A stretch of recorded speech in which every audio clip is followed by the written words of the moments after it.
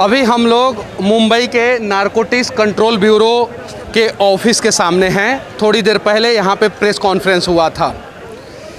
2 अक्टूबर की रात को यानी गांधी जयंती के दिन आर्यन खान की गिरफ्तारी ड्रग्स के केस में हुई है।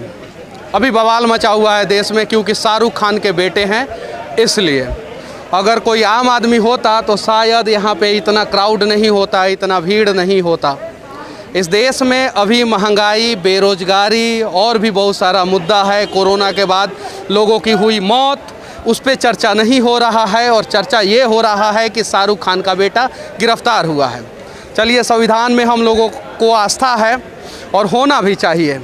गिरफ्तार हुआ है, सही बात है, होना भी चाहिए। लेकिन उसके साथ साथ ये भी मैं कह देना चाहता हूँ, जिस प्रकार से रिया चक्रवर्ती 6 महीना के बाद जेल से निकल गई, जिस प्रकार से दूसरे कलाकार या दूसरे हाई प्रोफाइल आरोपी जो हैं वो 3 से 6 महीना के अंदर अंदर बाहर निकल जाते हैं। आज मैं नारकोटिक्स कंट्रोल ब्यूरो के हेड ऑफिस के सामने खड़ा होकर कह रहा हूं कि 3 से 6 महीना के अंदर अंदर शाहरुख खान का बेटा पता चलेगा कि बाइज्जत बरी हो गया है, दोष मुक्त हो गया है।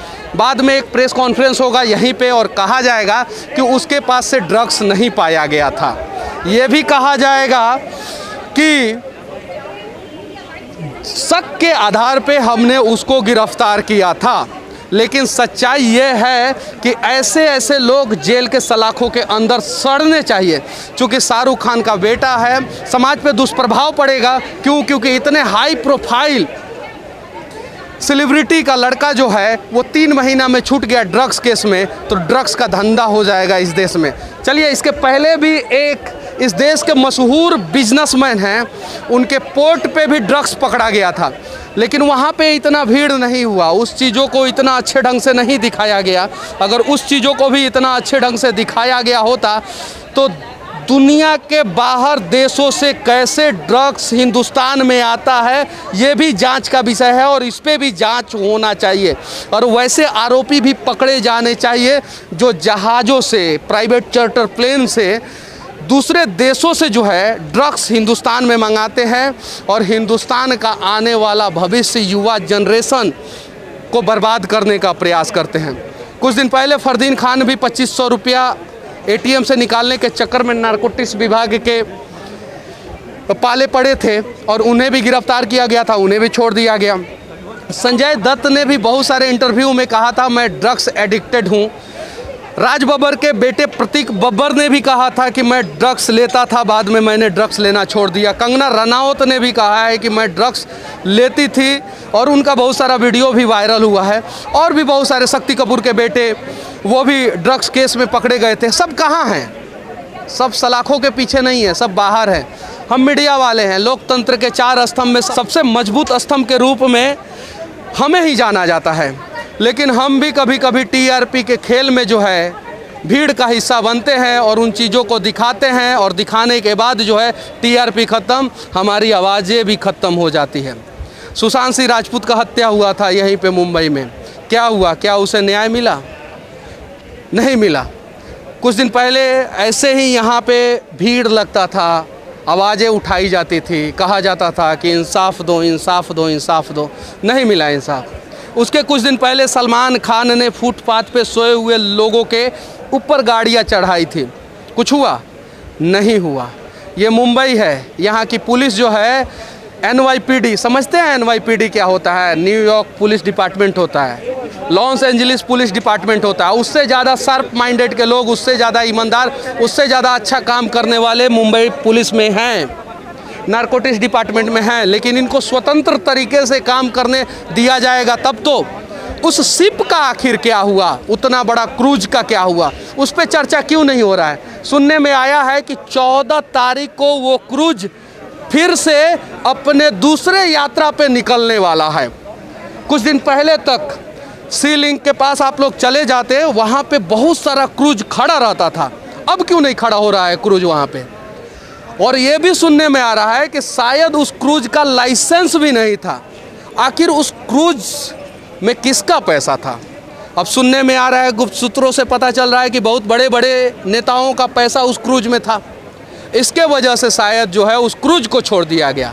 पहले तो उस क्रूज को पकड़ना चाहिए। जैसे नारकोटिक्स डिपार्टमेंट जो है यहाँ पे गाड़ियाँ सीज करती है, सीज की हुई गाड़ियाँ है ये, शायद से ये सब भी गाड़ियाँ, तो उस हिसाब से क्रूज भी सीज हो जाना चाहिए था। नहीं, क्रूज बड़े आदमी का है, बड़ा बिजनेसमैन का है, बड़े लोगों का है, तो क्रूज सीज नहीं होगा। लेकिन अगर आप मोटरसाइकिल से चल रहे हैं, गलती से 2 ग्राम गांजा उसमें मिल गया तो आपके साथ साथ मोटरसाइकिल भी सीज हो जाएगा। ये है देश का कानून, ये है देश का संविधान। चलिए, आर्यन खान को इसलिए अंदर किया गया है कि अभी यूपी में बवाल मचा हुआ है, पेट्रोल महंगा हो रहा है, बेरोजगारी बढ़ी हुई है। 2 करोड़ देंगे, 2 करोड़ देंगे, सालाना देंगे कि लेंगे पता ही नहीं चला। कोरोना में 7 करोड़ 75 लाख लोग बेरोजगार हुए हैं और भी बहुत सारा भ्रष्टाचार। उन सब चीज़ों को दबाने के लिए मुद्दा उठाया जाता है और फिर मीडिया है, हमारा क्या कर्तव्य बनता है, चलो निकल पड़ो।